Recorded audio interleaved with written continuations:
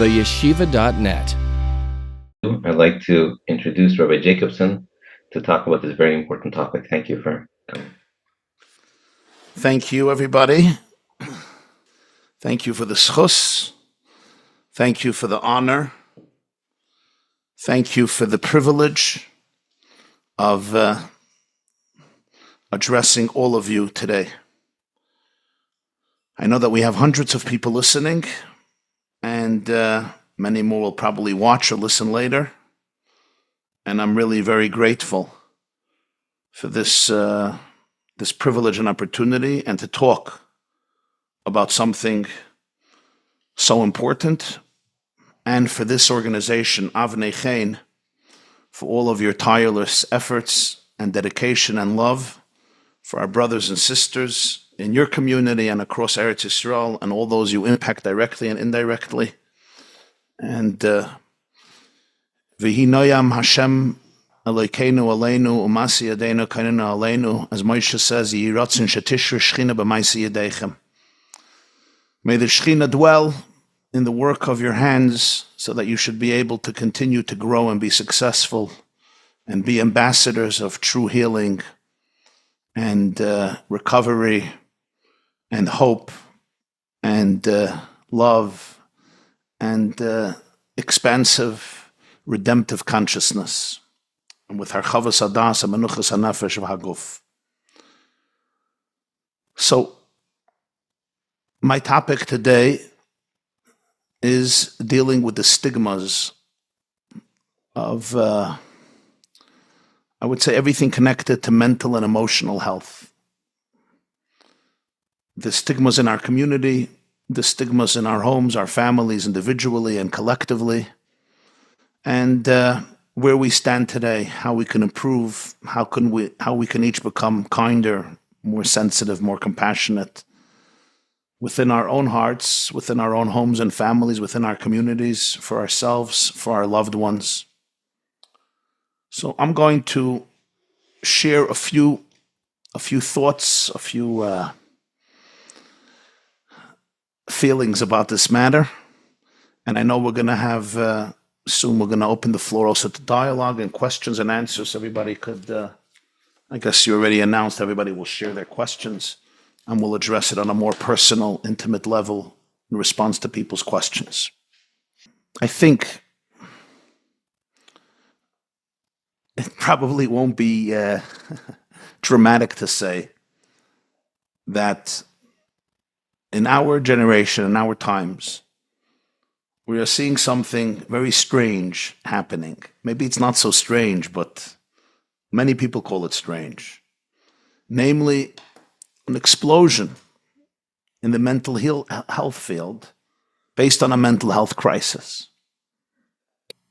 There's not a day that doesn't go by that I myself don't deal with either many emails, letters, texts, WhatsApps, conversations, reaching out for this crisis or that crisis, this breakdown or that breakdown, this family or this community going through a very difficult situation. People are wondering, why? What happened suddenly? You know, mothers write to me all the time, well, you think my life was so easy when I grew up? Fathers say, well, what do these kids want? What do they want? They have more comfort than we had, that our parents had, our grandparents had. We're not crazy, abusive parents.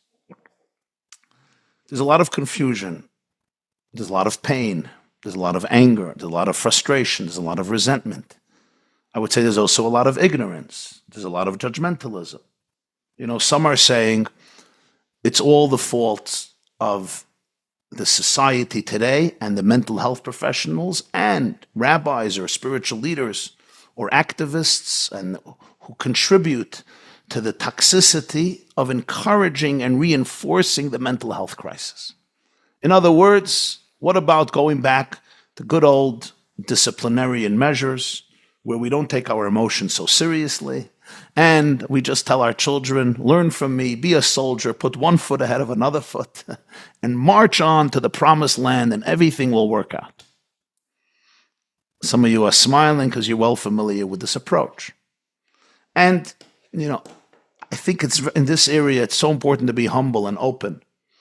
There is room to discuss. There's a lot of room to discuss, the boundaries that are blurred between being empathetic to emotions and losing all definitions of right and wrong, constructive and destructive, the need to be able to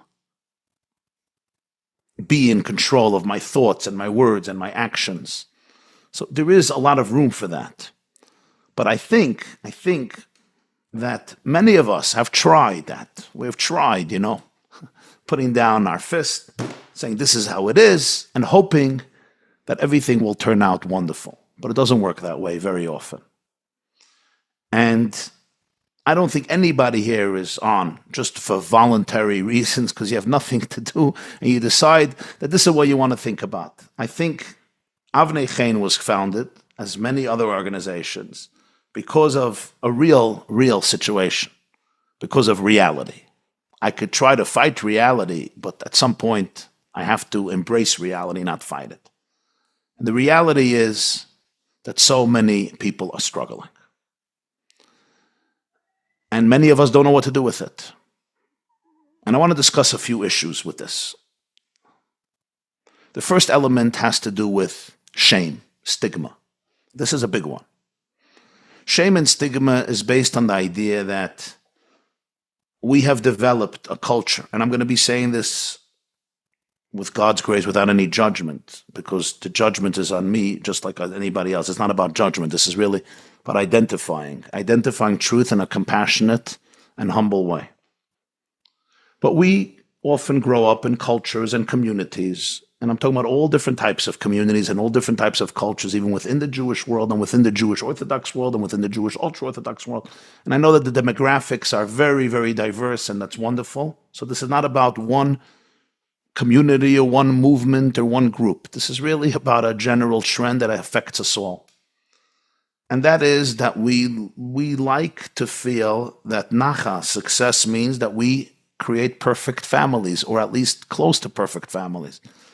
As I always say, we want to hatch them, match them, and dispatch them.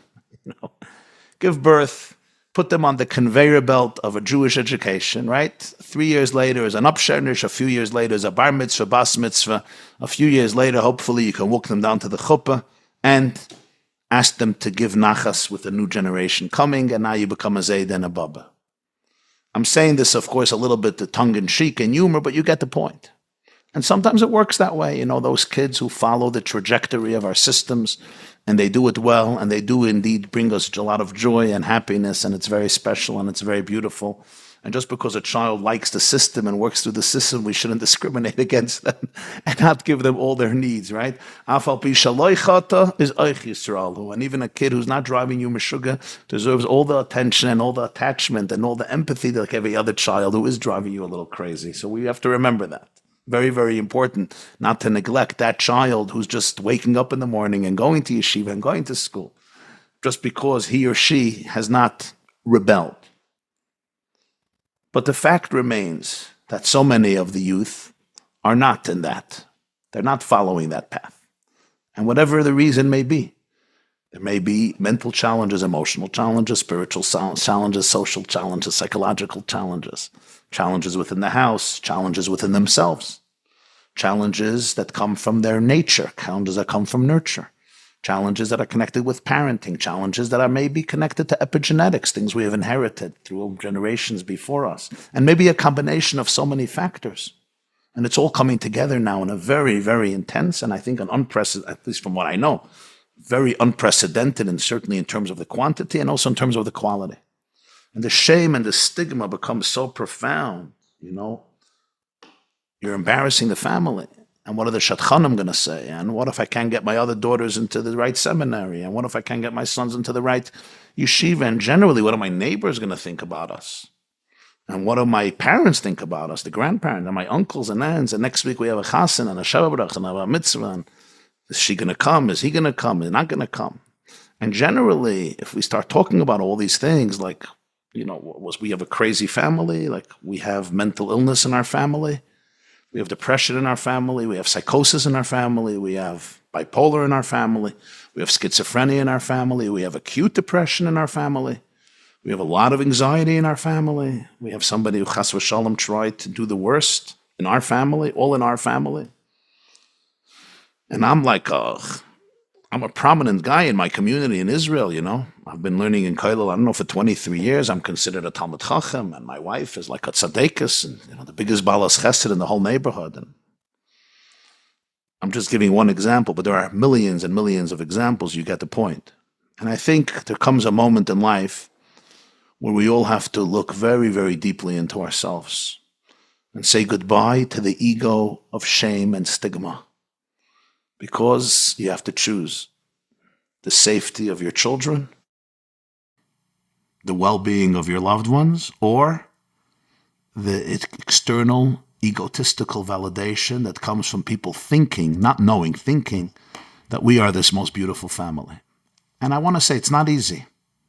And I don't judge people who can't do it, because it's a hard journey. It's really, really, you know, I have to tell you this moment, it touched me so deeply.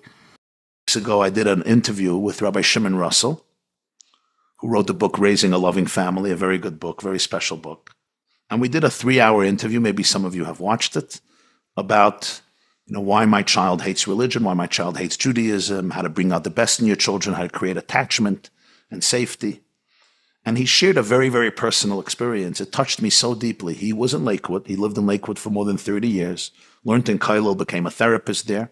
Classic, you know, Gateshead graduate, Lakewood, feine, I would say, Litvische, Kollel, Ben Torah, Talmud Chacham, Junger Mann, following through, you know, the Lakewood system, Torah and more Torah and Yiras Shamayim, you know, Torah and fear of heaven, and a Jewish religious household on the most optimal level. And Baruch Hashem, God blessed him and his wife with 8 children. And as he put it, 6 of them, or 7 of them, struggled deeply, deeply with Judaism and fell out of the system. And he said one Friday night he was sitting at the table, grouchy, angry, upset. None of the children were following the system. You know, sit at the table. Let's sing beautiful songs. Mommy made the most delicious fish and soup and chicken and dessert, gewalt.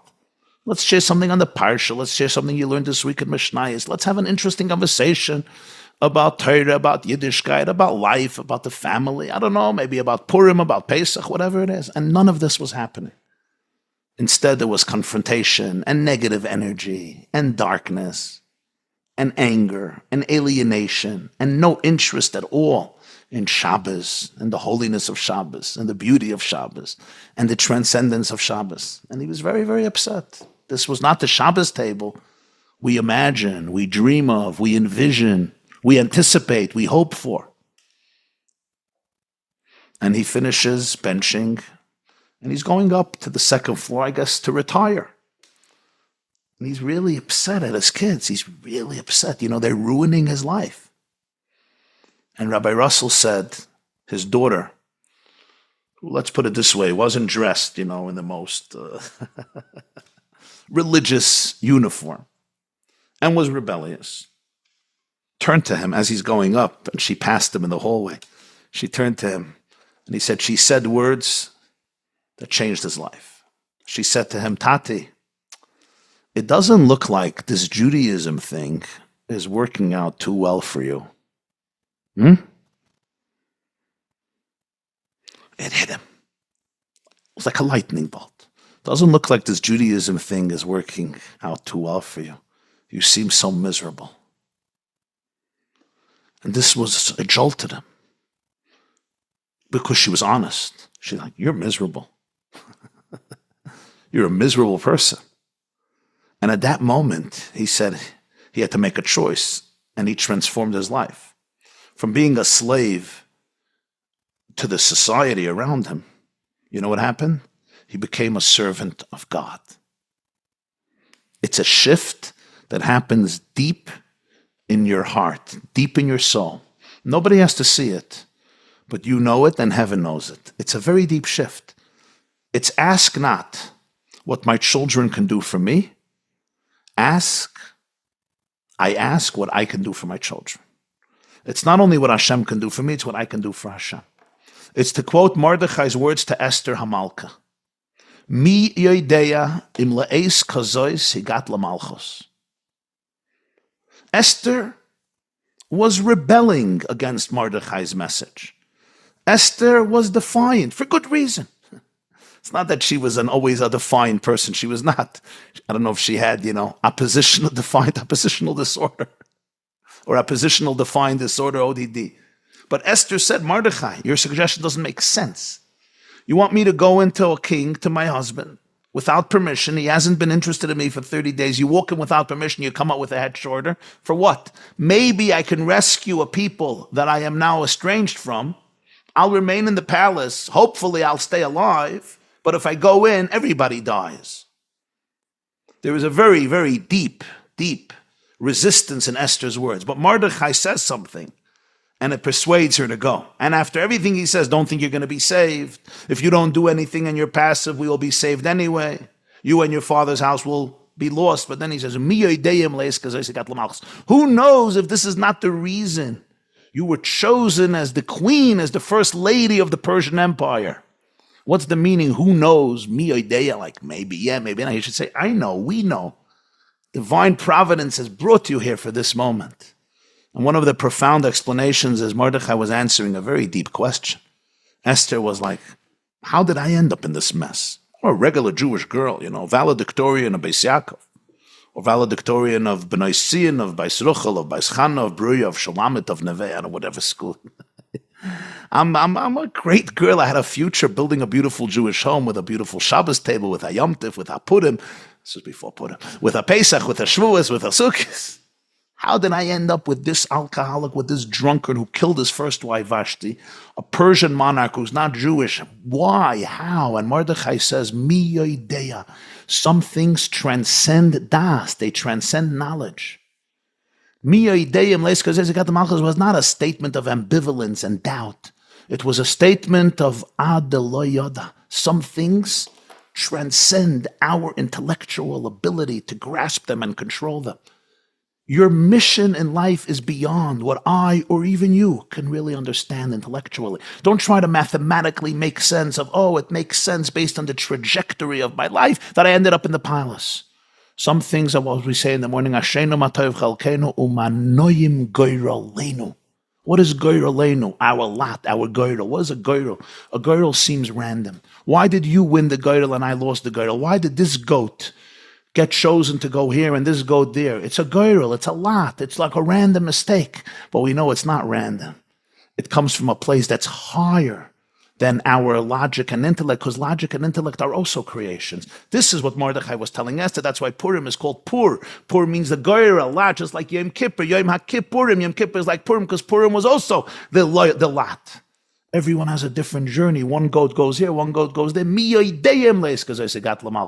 do you know exactly what your mission is? How do you know what is right and what's wrong? How do you know what a perfect family looks like? How do you know what a perfect Shabbos table or Seder of Pesach looks like? How do you know what a beautiful home looks like? I don't. You know what I do know? I do know this. It's not a mistake that these are my children. Hashem has given these children to me. He didn't make a mistake. It means that these parents are best equipped to be able to be the most powerful force of healing for these children and for themselves. It's not a mistake. You say, yeah, but why am I dealing with this? And why is my neighbor not dealing with this? And why does my sister have it so easy? And why does my brother have it so easy? And why is my sister making her 14th wedding, I don't know, and within Chves? And I'm still struggling with so much. I don't know. But one thing I do know, and that is I have to stop asking what everybody is going to do for me to make me look good and say, this is really not about my ego. Now it's time to tune into my soul's calling, my soul's mission. What does God want from you? And it's not what he wants from me. It's not what he wants from you and from you. Is this something I can always grasp and understand exactly the meaning and the purpose and how it's going to work out? No. It's a state of miyadeya ad lo yada. But these are the moments that open our hearts to infinity. They allow us not to be stuck in arrogance or narcissism or shallowness or superficiality or egotism. This is the moments when we actually become free. We are liberated. We become emancipated because I'm not here to impress anybody. I'm not a people's pleaser anymore. I'm not here to look good to you or to you or to you. I'm not about that. It becomes a moment of authenticity, and therefore it becomes a moment of vulnerability. My dearest friends, these are choices we each have to make. Are you going to live from a place of authenticity and vulnerability, or am I going to live from a place of cover-ups and arrogance? Not because I'm an arrogant person who wants to live in cover-ups, but simply those are my coping mechanisms. Those are my survival skills. I get it.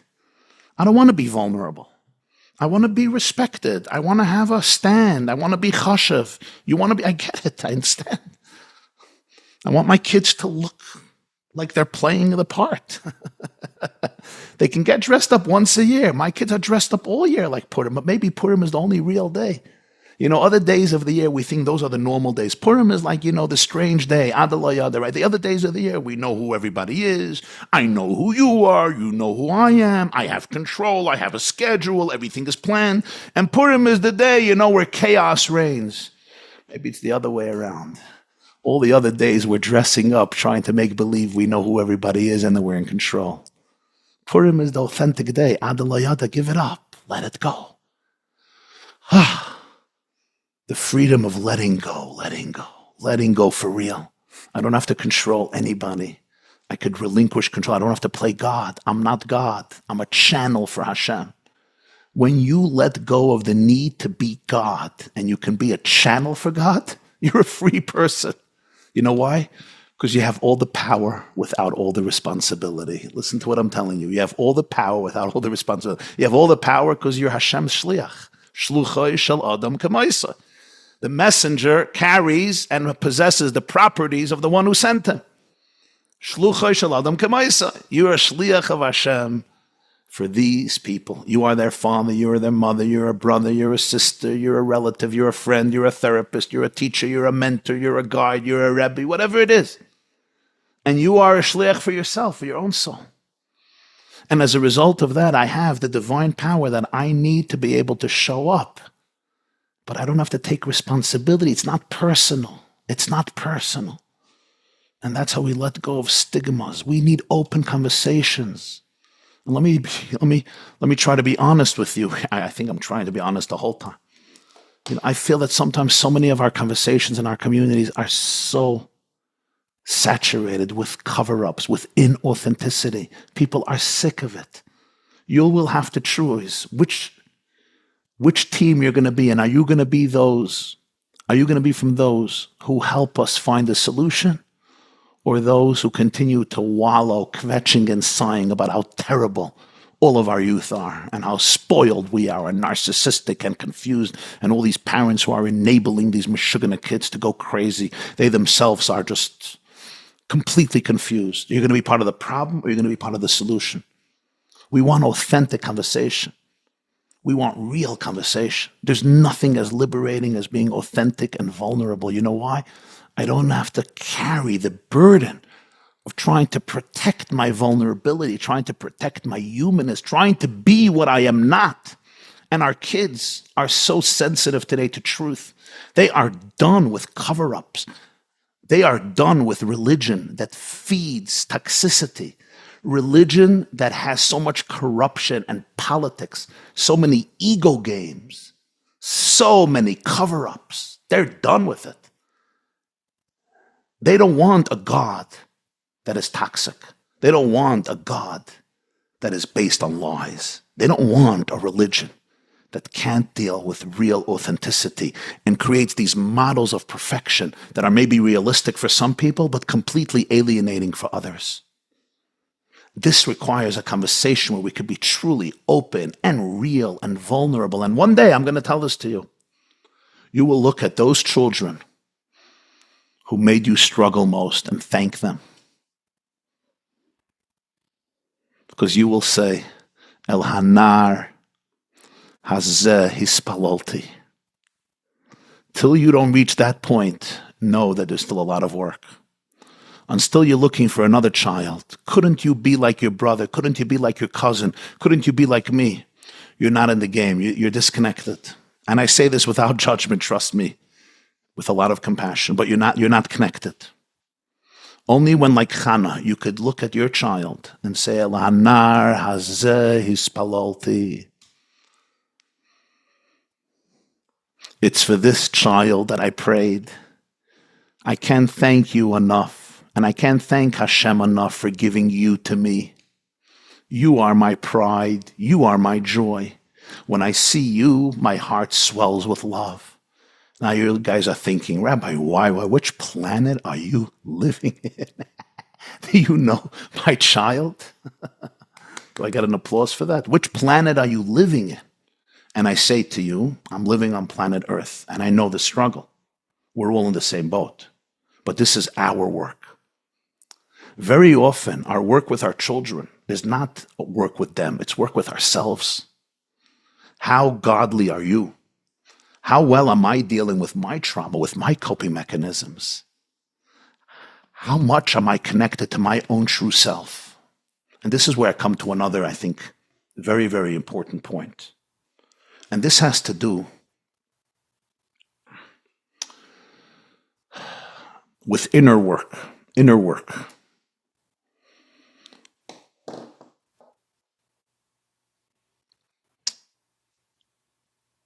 When we are watching in our communities, in our children, in ourselves, you may be listening and you're going through these struggles.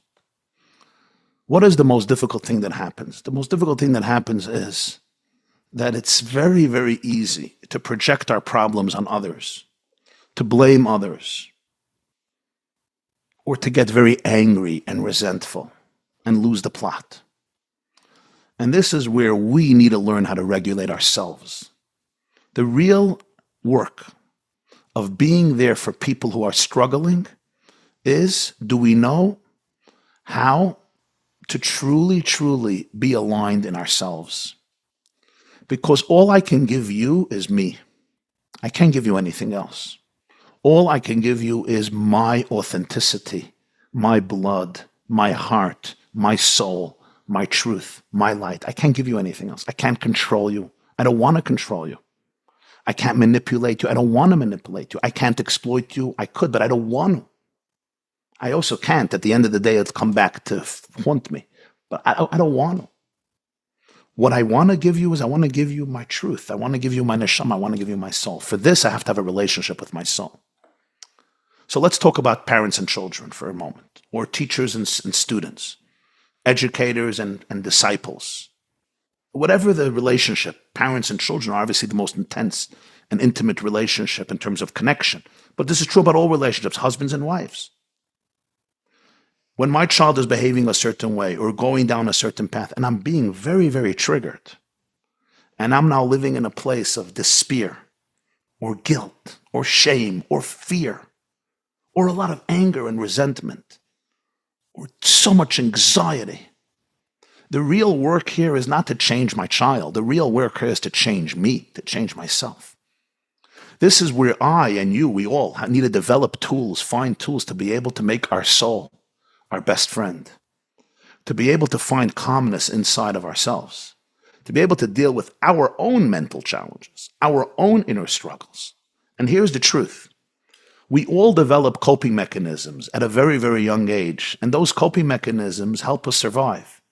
But many of those coping mechanisms become terrible distractions as we get older. They may undermine our marriages. They may undermine our relationships with our children. Most importantly, they undermine our relationships with our own truth. I don't know my own truth because I'm living with a coping mechanism, and it proved successful for many years, maybe 50 years. Maybe I disassociated emotionally, and it did well for me because I couldn't deal with my emotions. Maybe I became very aggressive. Maybe I became very meek and passive. Maybe I became the ultimate people's pleaser. Maybe I'm dealing with constant anxiety, constant guilt, constant shame, constant anger, constant resentment. These are things I need to be able to work on, deal with. Am I ready from my adalayada?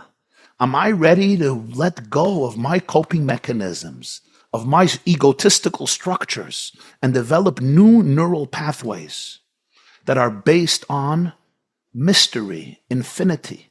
Can I open myself up every single day to my inner divine soul, which is a chelik Eloka mimal? It's a derivative of infinite consciousness. It's a fragment of the divine. It transcends abuse. It transcends illness. It transcends any flaw. The soul is always filled with confidence and joy and oneness and promise. It's full of curiosity and compassion, creativity and courage, love and connection. It's a derivative of the divine. It's infinite. It's not afraid. It's not afraid of authenticity. It's not afraid of vulnerability. That is its staple. It is authentic because it's divine. Hashem Elokim Emes. And it's full of joy and strength. Oiz v'chedva b'mkaima. It says in Tehillim, we say it every morning. There is confidence and joy in his space. In that space of mine, I am a derivative of Elokus, of godliness, of Ein Sof. I am a manifestation of Hashem in this world. Or to put it in very deep, deep spiritual, Kabbalistic, and Hasidic terms, basically, this is a famous expression of one of the great masters. A neshama is Elokus nasa nivra. A soul is the way Hashem's infinite light becomes embodied in you and in me. When I go to that place, there is so much love. There's so much truth. There's so much connection. But I have other voices. Those are the coping mechanisms. We call it my animal consciousness, my animal soul. The voices of my body trying to survive, and my nervous system may not have regulation. The more we, you and I, work on this, the more we become the most honest people, the best version of ourselves, the more we learn how to regulate our nervous system, the more we create a link between the mind and the body. Because the language that connects the mind to the body is the nervous system. But if I never learned how to regulate it, if I never learned how to listen to the language of the body, you can be inspired and hear a great speech today by Rabbi Y.Y. Jacobson and by our great psychiatrists and therapists and psychologists and life coaches and pedagogues and brilliant orators and guides. And it's great. And you go home, or you're already home probably, and you say, you know what? Tonight I'm going to respond differently. Tomorrow morning I'm going to respond differently. I know what to do. And let me tell you, friends, doesn't work. You know why? Because she comes into the kitchen, he comes into the kitchen, they say something, and you're triggered. Your body feels unsafe. Your body feels unsafe. And there is a reason for it, because it's triggering something inside of you that is very, very deep. And it's not about your child, it's about you. Those of us who realize that are on the way of tremendous, tremendous healing and redemption. Because now I could take responsibility. This doesn't mean what my child is doing is right or wrong. We're not talking about that. We're talking about our reactions, our triggers. Can I identify the triggers inside my own soul and work on them? Because when I can show up with my divinity, with my godliness, to my child, to the struggles of my child, everything is different. My child won't feel my anger. My child won't feel my judgment. My child won't feel the need for me to control their life. What my child will feel is unconditional love.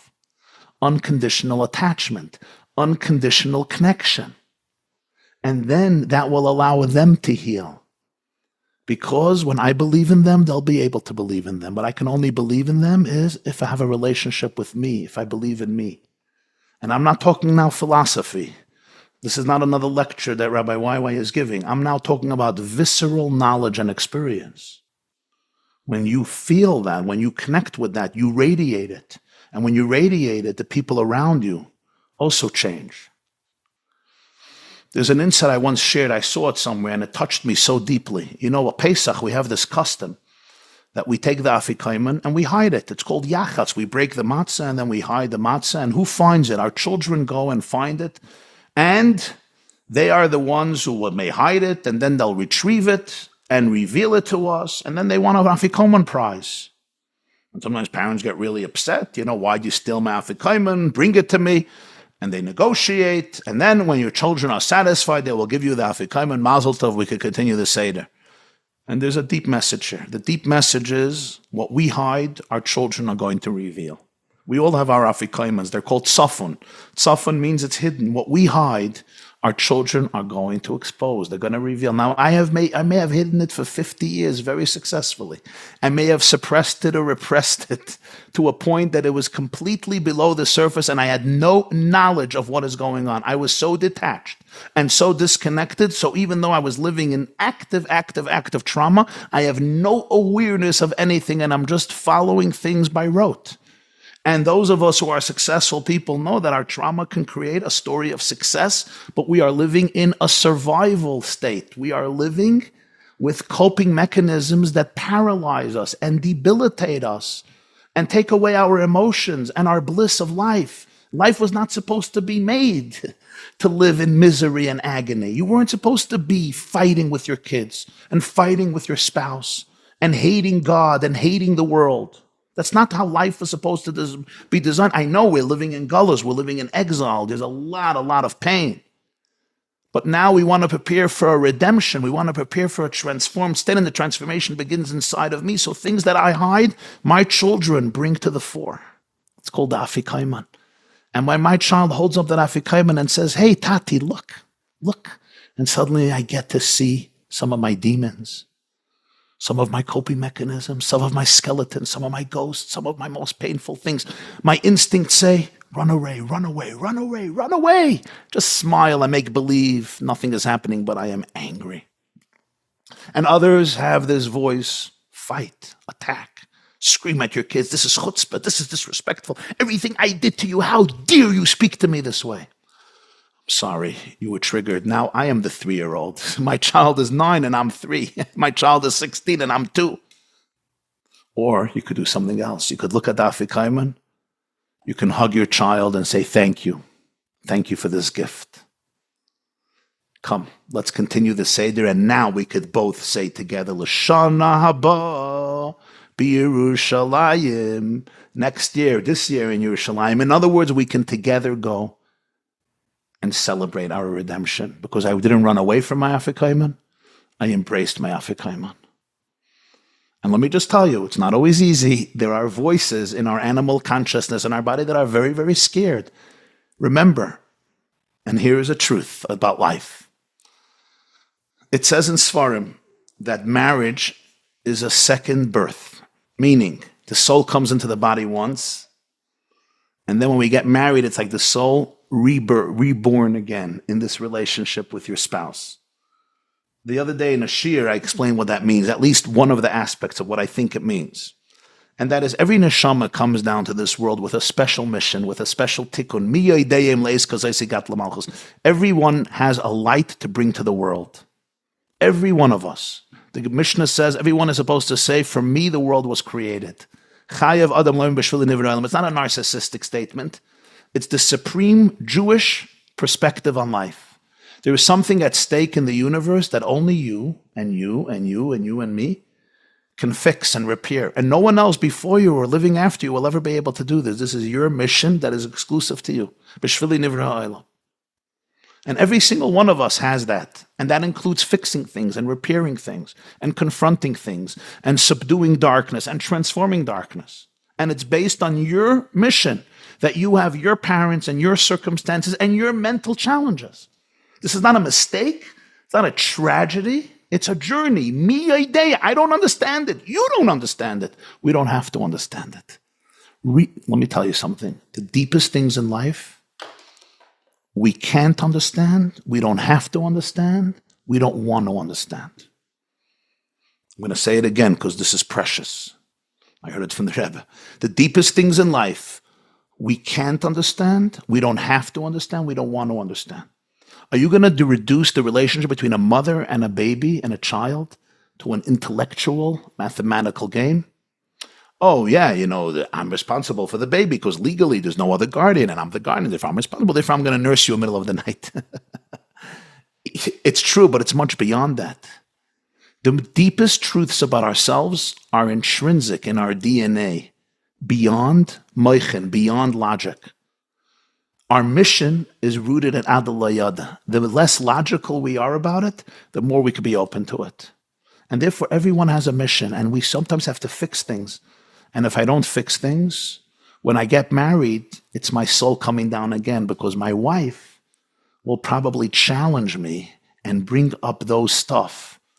Could give me an opportunity to heal what I didn't heal yet. And your husband, the same thing.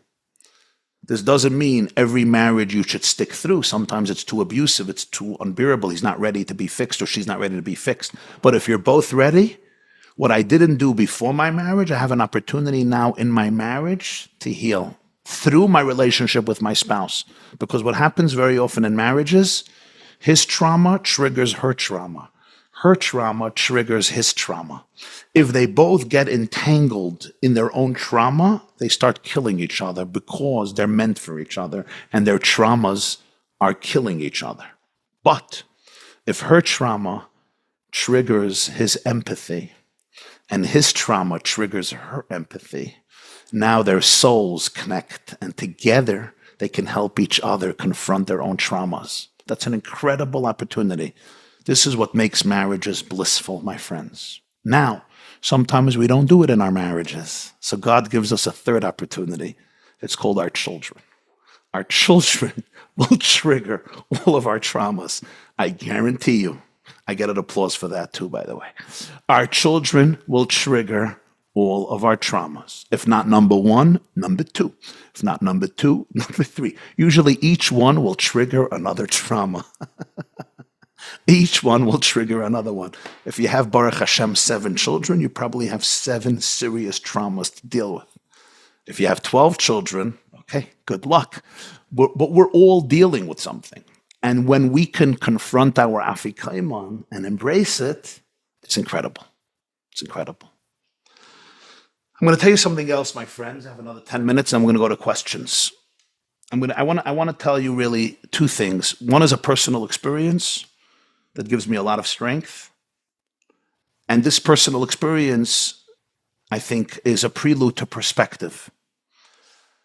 And the personal experience happened when I was a child. I was a child.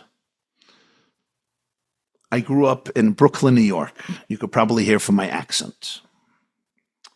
I didn't grow up in Mississippi. I didn't grow up in Atlanta. I grew up in Brooklyn, New York, in a neighborhood called the Crown Heights section of Brooklyn, where we always worked on integration between different types of communities. One year, it was Erev Pesach. It was Pesach at night. First night of Pesach. The Lubavitcher Rebbe, who lived in the neighborhood, would give matzah after Ma'ariv to a few people, his secretaries, people who worked in his office, people who worked in his home, helped out with helped out in the house, people who helped out his brother-in-law, just people close in the office, in the Chabad headquarters. My father had an interesting relationship with the Rebbe, so he was also invited to get matzah. And the Rebbe, after Ma'ariv, before going home to the Seder, would give all these people a piece of matzah. The adults, he would give a whole matzah. Their children, he would give a broken piece of the matzah. It's usually not hard to open a pound of matzah, shmura matzah, and most of it is broken. So he didn't have a problem finding broken pieces. And then the adults, he would give a whole matzah and wish everybody a kosher freilich and Pesach. As a kid, I went with my father every year, the first night of Pesach, to get matzah from the Rebbe. It was a very special privilege. The Rebbe's face, I remember, he was standing at the door, was shining like a malach elikim. And I walked by. I was a little kid. And the Rebbe turned around to the pound of matzah, to the brown box with the matzah, and there's no broken piece. Usually he would find a broken piece and give it to me because I was a kid. So he started to lift the matzah to look for a broken piece, and he lifted the second one, the third one, fourth. He lifted up every matzah in the box. I don't know, some miracle that there were no broken matzahs in that box. I never saw that before or after. Usually it's full of broken matzahs. It's hard to find a whole matzah. And he finished, and I was standing there and waiting, and there was no broken matzah. So the Rebbe, I remember, he took both of his hands, one on top of the matzahs, one on bottom. He held them, with subtlety, and then he turned over the whole pile of matzah upside down, and again he started to look through. So it was literally from bottom up now, because he turned it on and started to look through again, looking for a broken piece. At this point, I have to be honest and confess, I was thinking to myself, Lubavitcher Rebbe, nothing will happen if you give me a whole matzah, I promise you. If you don't tell, I don't tell. Just give me a whole matzah. Let's call it a night. I'm waiting there. It looked like eternity. It was very special to be in his holy presence, but It was like getting a little like, just give me a whole matzah. What's going to happen? A kid is going to get a whole matzah. What do you think I'm going to do? Sell it on eBay? I didn't say anything. I was just standing. The Rebbe finished the pile again. There was no broken matzah. I saw that he was hesitating to break the matzah. I understood. He didn't want to break a matzah. I get it. It's not yachatz. He didn't. And he started to walk away to go look for another box of matzah to find a broken piece of matzah to get me. And on the way, as he started to step away, I don't know what he was thinking, but it looked like he decided not to when he came back. And I think a little begrudgingly, or so it seemed to me, the eyes of a little kid, he took the matzah, I think the second one, and he broke it. And he gave me the broken piece, and he said, Akasher and Afreilich Pesach. I didn't think about the story. I didn't even remember it. Years and years later, the story came back to me. I was sitting and dealing. One night, an email came to me. Such a broken situation, such brokenness, such suffering, such anguish. And a part of me, I guess, felt so overwhelmed and so distraught and so confused. I didn't understand what is happening, why is this happening, and how am I falling into this parsha? Like, what am I supposed to do here? Do I have any knowledge or wisdom that can really help the situation? It was just very, very painful and very difficult to deal with.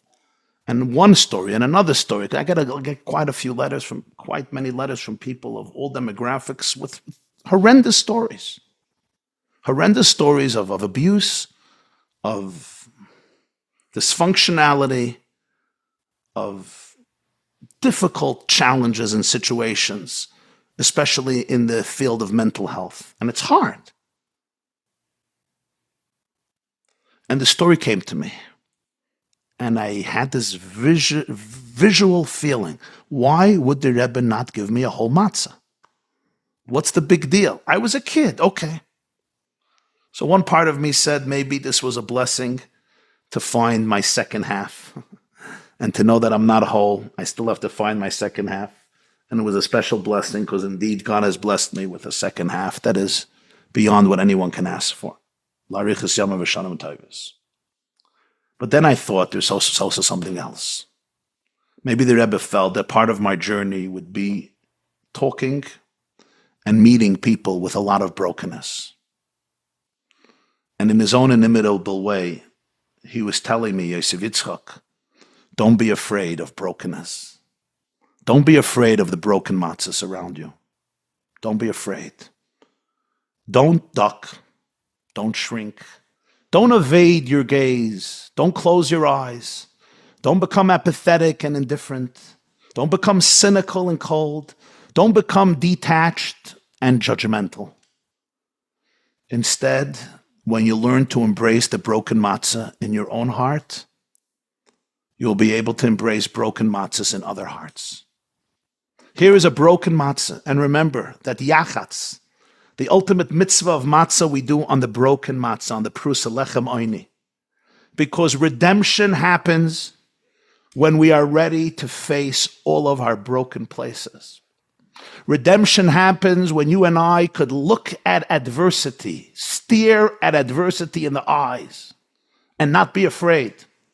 Where I could look at my adversity and instead of experiencing the shame and the guilt and the overwhelming anxiety, I can hear all those voices of guilt and shame and fear with compassion, but not back off from looking at my adversity, as dark as the devil may seem, and it may feel like it's swallowing me up alive. And I want to run to China. I want to run to Antarctica.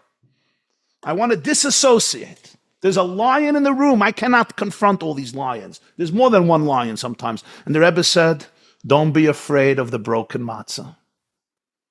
Behind your brokenness, you will find your wholeness. Under the brokenness, you will always find infinite light. It is such intense light that it couldn't be revealed in any other form, but only through this brokenness. And if you can hold on to this broken matzah and show other people how they can hold on to the broken matzah, we'll be able to say, L'shana haba b'Yerushalayim. And this is what I've tried to be. This is what I try to do. I try to do it with myself. It's not always easy. And I try to do this with loved ones and try to do it with people I come into contact. And it's what I'm sharing with you today.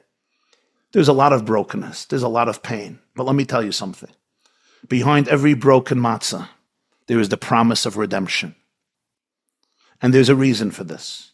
Nothing in the world, not nature and not nurture, not genetics, and not even what happens in the utero, not epigenetics, and not all of the circumstances and events and experiences we go through in life, even when we're talking about bullying, even when we're talking about sexual abuse, even when we're talking about emotional neglect, even when we're talking about all forms of emotional pain and anguish, things I'm articulating and things I'm not articulating because either I can't or because I don't know. But deeper than all of this stands the soul of every single one of our children and every single one of our brothers and sisters and us, ourselves, you and you and you, which is a chelek eloka mimal mamash. It's a derivative of divine infinite consciousness. We are ultimately infinite consciousness having a finite experience. Yes, I can get swallowed up into that finite and sometimes painful experience. But our work is with compassion and empathy and support to always find the avnei chen, to always find those cherished gems, those pearls, those diamonds, glittering divine diamonds at the core of every single heart that are always, always intact. Nothing can destroy them. Nothing can even tarnish them and compromise them. I am in awe when I watch people who have been through so much in their lives, including such abuse that is unfathomable and that I happen to have intimate knowledge about. And then I look at them and I'm expecting to see a broken, devastated vessel that is hopeless for a good reason. After everything you have been through, look at you. You should be broken, and yet I see a light. I see a soul that experiences the pain. And I say to them, don't you realize all the pain you're experiencing is because your soul was intact and your soul saw it all happen and your soul is a witness and your soul knows that it should protest all the lies and all the stupidity and all the atrocities and all the cover-ups. And that's why I know you're intact. It's the greatest proof of the divine core at the heart of each and every one of us. If we were really just random mutations, susceptible to forces outside of us, then those of us who experienced hardship and abuse should be broken, hopeless vessels. But because at the core we are divine, so we're invincible. No one can snuff out the light of your soul. Nobody can extinguish, nobody can dampen, nobody can eclipse, nobody can compromise the infinite expansiveness of your soul embodied in you. What we need help is access. We need help to access that inner soul to be able to communicate with our brain, with our nervous system, with our body, to be able to embody our light. But never doubt that light. Never, ever doubt that core. That is why you have pain. That is why you know what happened. That is why you know how wrong it is what happened. That is the sign that that sense of truthfulness inside of you, nobody can ever take away. Believe in it. Hold on to it. Embrace it, because it's much more powerful than everything that's broken in us. And don't be afraid of the broken places inside of you and inside of others. Let's support each other. Let's hold each other's hands. Let's cry on each other's shoulders, because then we'll also be able to laugh on each other's shoulders and dance to the end of love. Thank you. Thank you so much, Rabbi Jacobson, for the absolutely inspiring and really powerful reflections and talk about the concepts of mental health and concepts of mental health challenges and switching the way we can greet that experience. It was really so powerful and so appreciated. So thank you again. Thank you for this. Baruch Hashem. So we have a couple of questions, and I'm going to combine a couple of them because they cover a similar theme. So the first question that was raised through some of the people who are participating here is, how do we find Shidduchim for adult children with mental health diagnoses on medications most medical Shidduchim groups are not accepting mental health patients. And concurrently, there was an individual themselves that said that they are single and have a diagnosis of bipolar and would like to get married very much, and are really struggling with navigating the shidduch system. And when do you bring this up, and how do you navigate this? I'd love to hear your thoughts on it. Yeah. And this is a question for me, right? Yes. Because I know you have someone else answering questions. That's why I'm asking. Yes, but I think this is something from a rabbinical point of view. Yeah. Okay, wow. This is a painful but very, very real question. And there's a few parts, so let me just say what I think. The first element is, when we speak about mental illness, it's important to understand that there are those of us who struggle mentally. If we identify the problem and we identify our challenge with honesty and without covering it up and without running away, I just want to say this at the outset. There are so many healing opportunities today to enhance our life significantly. I know personally many individuals, and I'm not a mental health professional, I'm not a medical professional, so I'm saying this, with a lot of humility and without any conclusive, authoritative scientific facts, but just from conversations with quite many professionals and patients. It's just so important to know that people who are ready to take responsibility for their challenges today, there is an unbelievable opportunity today that God has given our generation for healing modalities. I've done interviews with really, really, serious doctors in the mental health field who even said that today there is a huge literature suggesting that there are profound links between mental illness and trauma. Unlike we always thought about mental illness, that it's basically you just have a chemical imbalance. A boy is born with a hole in the heart or with diabetes, and you have a mental illness. But if it's associated and connected to trauma, this means that it's so much connected to our emotional well-being and our attachment and connection. So it's just important to understand this. And there are even those professionals who are suggesting different models of healing today outside of the regular medication route, which may not, but may prove very, very and unbelievably helpful for trauma healing and therefore perhaps for different issues connected with what we call mental illness, and especially the area of plant medicines, vitamins, somatic therapy, exercising, daily schedules that are consistent with a lifestyle of mental health and alignment. I'm just throwing this out because I think it's important for people to realize how much hope and how much potentiality there is today for incredible healing, even in those areas that we thought it's just, this is the decree and this is how it's supposed to be and this is how you're going to die. The best is you can just manage it, b'diavad, but there's a lot more today. Number one.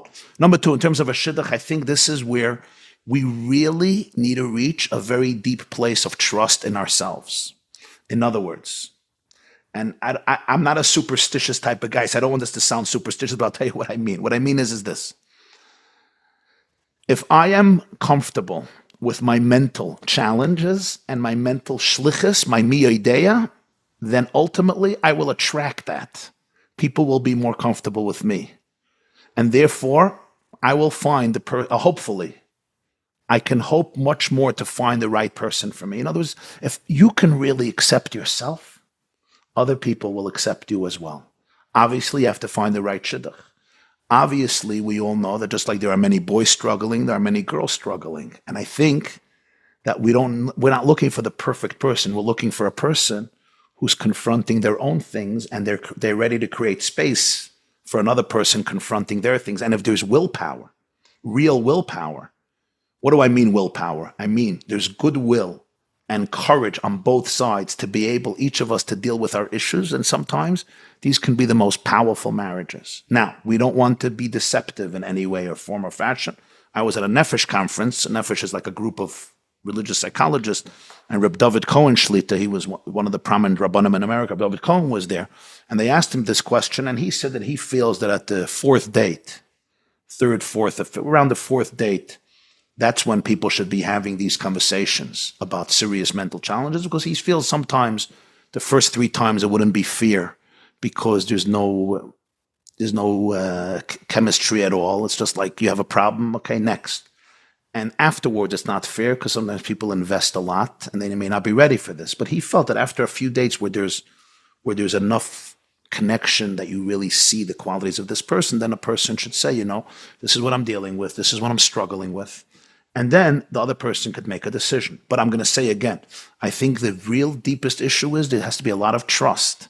If God made me and he's invested in me and he gave me my soul and he gave me my body, my challenges are not a source of shame.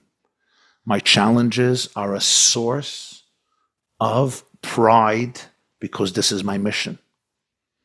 Esther wasn't ashamed that she was busy with a non-Jew in the palace doing what he wanted because Miyodea, this was her mission. Each of us was sent down a certain path. If this is my path, I'm not ashamed of it. I will accept it. I will embrace it. I'm not going to deal with stigmas. And you know what? You're going to attract people who are like-minded. You're going to attract people who are also honest and also authentic. Let's remember, a lot of people in our community are struggling. Shh, hush, hush, hush, hush, hush. Not our family, but it's all a joke. It's a lie. Everybody's struggling. There's mental illness everywhere. There are serious challenges every year. Trust me, I know what's going on a little bit because I have a little access and people are open with me because they don't have to sign their names in their emails. We're all struggling. We're all challenged. So when you're comfortable with it, you will attract people who are authentic and honest and with a lot of faith and a lot of trust and a lot of inner self-love and acceptance. With God's grace, you'll find the right person. And if we're both committed to the path of healing, you can have an unbelievable relationship. But you have to take responsibility for your challenges and not throw it under the rug. Thank you so much. Next question is for Dr. Uri Wolf. And the question is this: how does society view mental and physical health differently? And do you think the two should be addressed in the same manner? Why or why not? And the second part of the question is, should there be any caution when sharing that information with an employer the same way you would maybe share physical information? That's an excellent question. Mental health and physical health are very similar, but also very different. So, I think, in many ways, you can look at mental health like physical difficulties. If a person is ill, you often say it's like if someone has a flu, often it's hard to do things and to function well. People with mental illness often find themselves in the same position where it's difficult to manage and to function. But I think it's important to realize that mental health often looks like it's more like it's deeper than physical difficulties. For example, people often think that there's something wrong with them because they have a mental illness, something wrong with them because they have depression. Getting back to what Rabbi Jacobson was referring to about Shidduchim, I think it's important that people don't define themselves by their illness. People don't define themselves by their mental health crisis or diagnoses. When someone has a broken leg, they don't say, "How am I going to find the shidduch because I broke my leg?" People are who they are. People have personalities. People are very special in many ways. And a person that has a mental illness, who has depression or anxiety, for example, doesn't make them different, doesn't make them not a special person. And I think it's very important that people realize that when getting into Shidduchim, thinking about functioning in life and doing things in their life. So I think that's a very important just concept of how to view mental illness. The second question, I forgot the second question. Can you want to remind me? Second question is just similarly how one may disclose to an employer because there might be time needed to take off because of a physical ailment. How does that apply to a mental illness? I don't know. I think it's important to understand that employers don't have to know everything about you. And I think although, people have all kinds of different struggles. People have physical struggles. People have bad days. People have all kinds of struggles. And I don't think employers need to understand the details about why a person can't show up for work or have some difficulties. I think the important thing is that people try their best. People try to do what's right. And people have to be as honest as they need to be, but not, people don't have to divulge things that are very personal and very, very personal for them. Thank you so much, Dr. Wolf. Rabbi Jacobson, if I could ask you a further question, and I'm going to also take two questions that are could be extrapolated one from the next. Is there a truth self, an authentic self? If one feels that his authentic self is counter to Torah, how do we manage that? Do we encourage the person's perception of their truth self? And I think this really goes into the second question of somebody mentioning, how do we deal with fearing the choices our children are making, especially when it's against our values and what we believe in? Wow, both brilliant questions, excellent questions. Okay, let me address the first question first. What if my authentic self is completely contrary to the Torah way of life, to Torah's values? My authentic self is telling me things that are exact opposite everything Yiddishkeit or some things Yiddishkeit says. Which one do I embrace? Do I repress myself and embrace Torah, or do I say to the Torah, bye-bye, you can go somewhere else, this is not for me? Excellent question. Let me tell you how I see what Torah is. The very famous expression in the Medrash that when God created the world, He used a blueprint. Like every good contractor, there's a blueprint that you follow that the architect has drawn, and the blueprint was Torah. The Zohar says, he looked into the Torah and created the world. What's the meaning of that? Well, he needs a blueprint. He didn't know what to do. He's like the contractor I have here in the house. Like, what? Even today's contractors barely use blueprints. That's why our houses look the way they do. So God had to use a blueprint. The answer, of course, is that what this is really saying is that the design of the human brain and the design of the universe is a reflection of Torah. So if I'm finding an inherent contradiction between my authenticity and the Torah, either I'm not being honest enough with myself, or the Torah that has been fed to me is a very, very distorted Torah. In other words, when we find I think this is one of the most important core ideas of the Jewish mystical tradition of Kabbalah and Hasidus. Like there's a whole Sefer Tanya that's based on this core. If you know your authentic self is a reflection of the ultimate divine consciousness, which means, in simple words, that the authentic self is filled with infinite love and attachment and connection. The core of the self is full of holiness and authenticity. And all of Torah is basically trying to cultivate a life of authenticity and love and holiness and attachment. I may be living with a distorted version of Judaism. That's true. And you know what? I may need to be able to detox. One of the most devastating things I heard from a young man was he told me he can't keep Shabbos because he was sexually abused in shul every Friday night, because on Shabbos, the shul was empty. Everybody went home. And that's when the predator used the unique energy of Shabbos to do the unthinkable. So he says, for me, Shabbos is Gehenna. It's abuse. So, yeah, for him, Shabbos equals devastation, emotional murder. And we have to respect that with compassion. We must respect it with compassion. But is that what Shabbos is? The whole idea of Shabbos is the exact opposite. Shabbos is the time that we detox from technology and we bond with our spouses and our children and ourselves in the most intimate way for 26 hours. That is Shabbos. So I think it's extremely important to understand this. If Judaism is in defiance with your authentic self, I will maintain, at least this is my deep conviction, and I think with some life experience as well, and a feeling for what pain looks like, I would say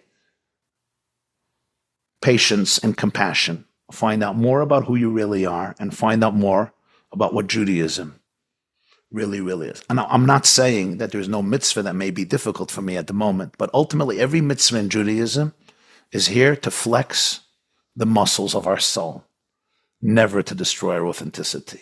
If you could find me a mitzvah that destroys people's authenticity, I will tell you, either you don't understand the mitzvah, you don't understand yourself. And if we're teaching such mitzvahs, then we need a lot of help. And we're distorting Judaism. This brings us to the second question. Your children may be making choices that are very, very painful for you. And there is a need to grieve and to cry. But here's the deal. Very often, much of these choices, they're drifting away from their parents, has to do with a very, very deep pain and trauma inside themselves. Okay? I'm just going to give one very simple example that doesn't prove true about every case, but just one example, an illustration that is very authentic for many situations. If my child or me, I went through 10 years in school and I was not a success story. I saw myself as a loser. Not because the teachers or principals were abusive, they were not. But because I looked at myself, I compared myself with the 5 top kids in the class, and I felt like a loser. So for 10 years, this relationship with my school has caused me intense pain and an intense feeling that I am not good enough, I am worthless. When I get older, I may want to disassociate from this source of pain. And anything connected with school, with Torah, with God, who put me into this system, causes me a tremendous sense of inner anguish. The worst thing my parents can do is scream at me, rebuke me, shame me further, which only means I will go further away from Yiddishkeit. They're intensifying the trauma that Judaism caused me. And this is not blaming anybody. This is just understanding, diagnosing the pain. What the parents can do best for this child is become closer, become more attached. This starts healing the wounds of the child. The child says, my from father is not on the team that's causing me so much pain. He's actually causing me delight. So I have a problem. My from father puts on tefillin. He davens, he learns. Hey, I thought Judaism is the source of trauma and abuse. So now there's cognitive dissonance. My father is so loving. My mother is so loving. What's going on here? And you know what? This is the beginning of healing. So when your children are making bad choices and destructive choices, be very, very careful not to damage the attachment, not to damage the relationship. It's the relationship that is usually the remedy. The relationship is the tool for healing. That connection is more powerful than anything else. Don't let go of that connection. Don't. Abandoning that connection is abandoning the future of your child, God forbid. It's painful. You need a support system. You need to get rid of your ego. You need to have a good marriage. And you need to be able to have compassion for all the voices inside of you that have been struggling. But find your courage and your soul. Remember, you're a servant of God, and connect deeper with your child. Don't run away. Thank you so much.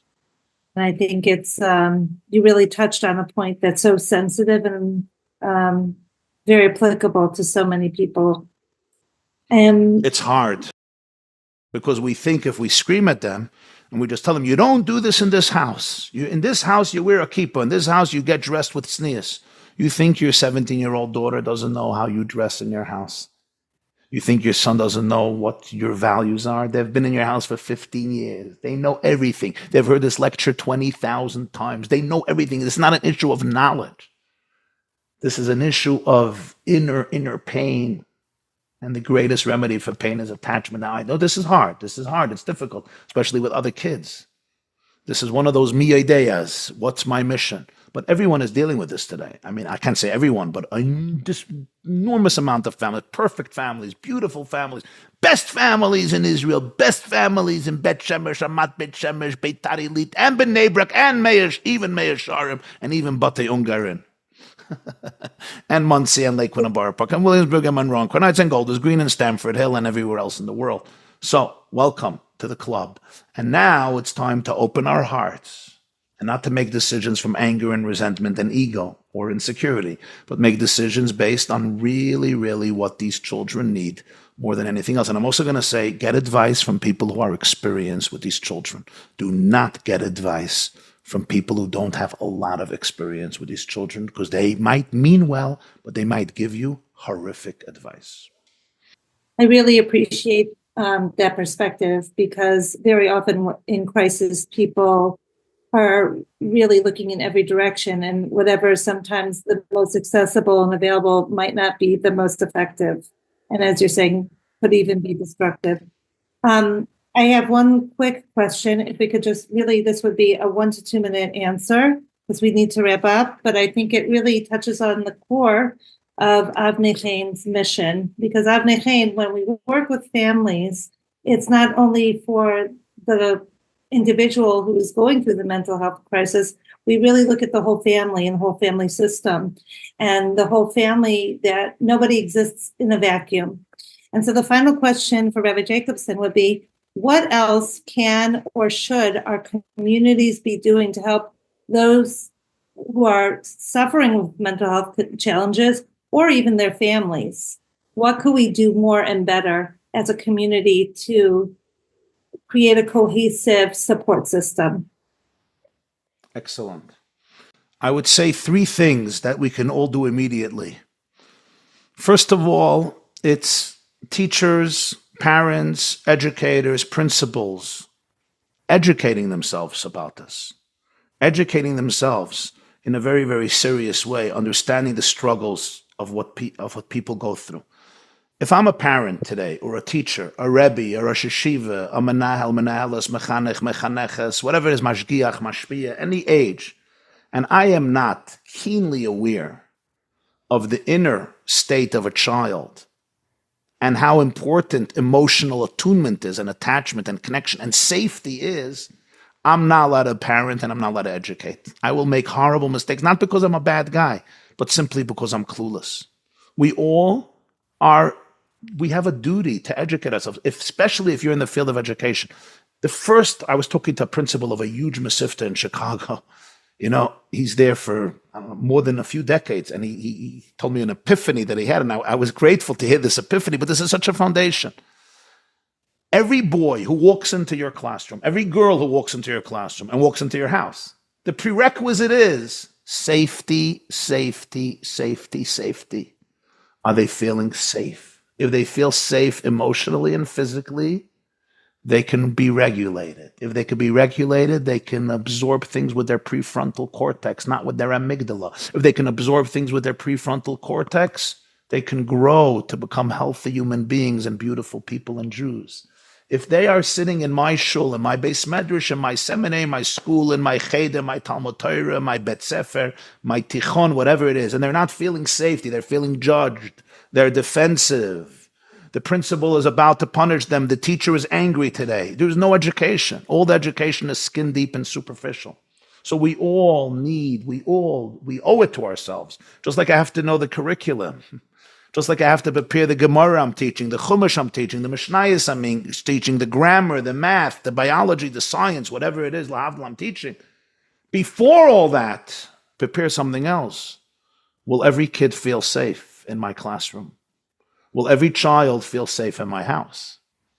That is a different skill set. That's not IQ, that's EQ. But it's equally important, and between you and me, it's much more important than academics, much more important. I mean, academics are important. We cherish academics. We're the people of the book. But emotional safety is more important. If you give me a choice, my kid could go through 8 years of elementary school and feel emotionally safe, even if the learning, won't be at the highest level. Or the learning will be on the highest level, but they will be emotionally unsafe. I know what I'm going to choose. Of course, I want both. I'm a Jew. I want the cake. I want to eat it too. But we all know what we have. I think that's number one. I think number two, this is very, very important, is our ability to have conversations in a free and open way to create support systems. Parents shouldn't feel alone. Parents feel so alone. There's nobody to talk to. Who am I going to talk to? Another person who's going to think, oh, this is the crazy family. Oh, I wonder what mashagas is happening over there. Why are their kids so sick? If that's happening, there's no support. We all need to get rid of the stigma. Everyone, trust me, everybody is dealing with something today. I'm laughing. It's not funny. My point is we're all struggling. I'm struggling. You're struggling. We need to be vulnerable and authentic. If we could talk about it, create an environment of safety. Mothers can talk to each other. Fathers can talk to each other. Siblings can talk.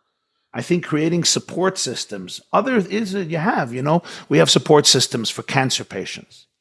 We have support systems for other physical illnesses. And it's amazing, all the bikur chaydim, when it comes to mental illness, there's so much silence. There's so much stigma. And I understand why. I'm not judging it.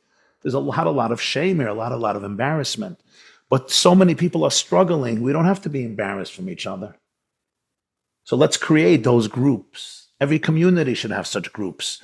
Groups where people could meet. They could be Zoom. They could be WhatsApps. There could be conversations. Those would be references. Professionals. I found an amazing doctor in England. I found somebody who microdoses with an amazing remedy or a vitamin. It's helpful also to have the pressure on one person to find all the help in the world and to get that one doctor who's an encyclopedia. It's very rare. It's very, very rare. But with a support system, you can also get different perspectives. It would be so helpful to people. The third thing I think we can do, and this has to do with, I think very much of us, I think with what we do individually, I think what we can each do with ourselves is be able to reach a deeper place of acceptance. A deeper place of acceptance is stop fighting your child. Stop fighting the state of being of your child. Embrace it. Because the more we fight it, I think, the more we don't allow healing to happen. It's like, I'm going to make my kid normal. I'm going to make you fit in. You don't fit in. You don't fit in. There is neurodiversity here. You're neurodivergent. I'm also neurodivergent, if you haven't realized. You're neurodivergent. The question is what we do with our diversity. Can we make space for it? Can we trust it? Can we believe that God has a mission for us? Or we're just the losers of society, the dregs of society? The more I can accept other people with real dignity and grace, I can make a space of safety for them. When I create a space of safety for them, there is much more opportunity for healing. I would say even that many mental challenges at the core is a lack of safety. It's a trauma that caused me to go crazy in order to be able to survive. If me, your father, your mother, your therapist, your friend, cannot be afraid of your outbursts and stay there with you in that space without judgment and without me going crazy, we can sometimes recreate those same initial challenges that caused the trauma and help the person confront them with more ease and dignity. That's why our sages say that real tshuva is going back to the same place, the same time, the same woman, oise makam, oise zman, oise isha, and redoing it differently. Keboile kachpolte. So I can take you back to that space of chaos and show you we can be here with you and hold hands. That is so healing. So this has to do with a very internal work that I think we are challenged today to do. And that is really go to a place of a very, very deep, calm acceptance that comes from empowerment and strength. This class is brought to you by theyeshiva.net. Please help us continue the classes. Make even a small contribution at www.theyeshiva.net/donate.